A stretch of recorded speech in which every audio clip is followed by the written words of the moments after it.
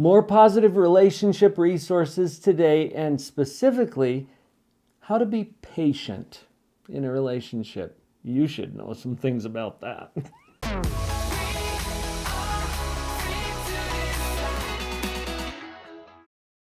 Vicki, you got to know some stuff about this. You've been living with me for how long? Patience.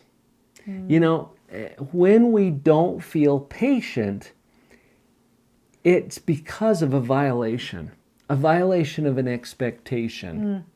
Does that make sense? Yeah, whether expressed or not expressed, Right. or even realized.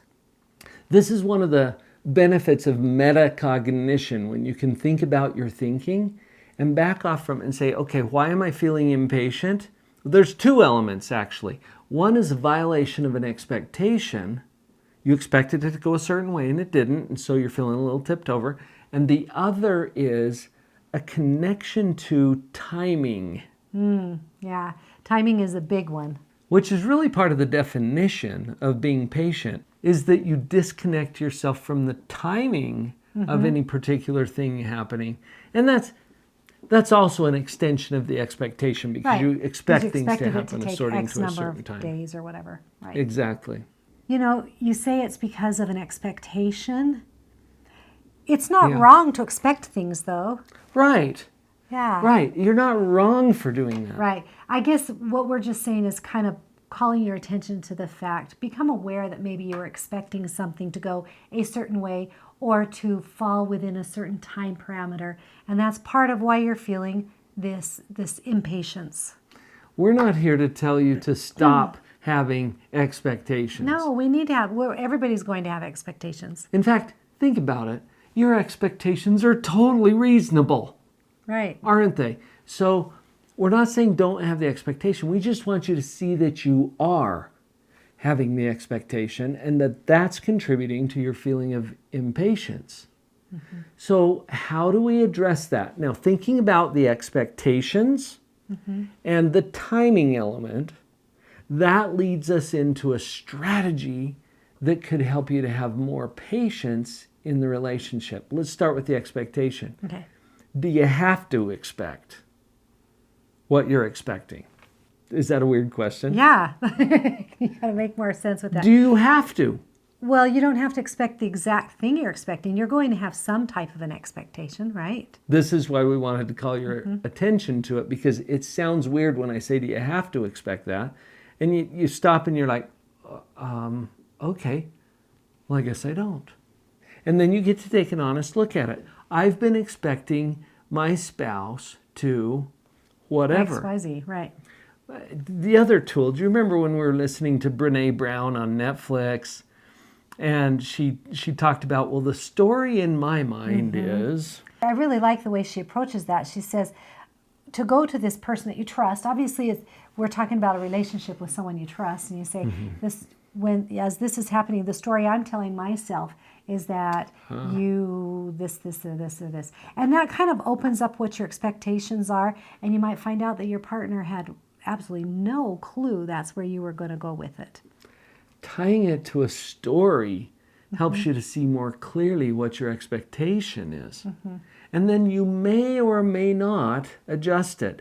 My point is, you can adjust your expectation, but you can't even do that until you're aware that you have it.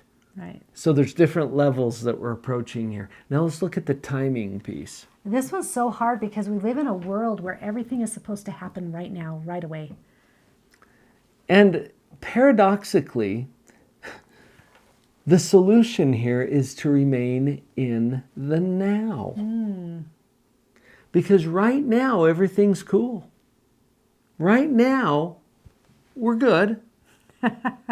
If you're feeling anxious, it's because you're tying your expectation to something that should happen in the future, and you're afraid that it's not going to. Or if you're feeling disappointed, it's because you think something should have happened in the past, but it hasn't. When you come to the now, just connect with that for a minute. Do you have enough whatever right now? Do you have enough air? Well, yeah. I mean, that seems ridiculous, right? Do you have enough food? Even if you're hungry, do you have enough right now? And if you're worried, well, if I don't get something to eat soon, I'm going to be starving. Well, that's future. Come back to the now. Yeah, I'm okay right now, but I want to get some food soon. Okay? And so Stay within in a the now. relationship, you can stay in the now too. Like, even though I may be frustrated because I was expecting you to spend more time with me when I got home and you didn't, that's my expectation. But in the moment, is he present? Is he in your life? That you can see the things that are the now. Yes. Present, I love that word, Vicki, because it has multiple meanings in the English language. It means here, in this place. So I can be physically present with you. It means now, in this time, and it means gift. Mm-hmm. Because present is something you give to someone for their birthday, right? It's really a gift to be here and now with a person. For example, we're going to a restaurant a little later today. We like to give ourselves a little reward for spending some time with you on the camera. And so we're going out for dinner. I've seen so many people at a restaurant who are physically in the same place, but they're not mentally in the same place because they're scrolling through their phone, they're texting someone else.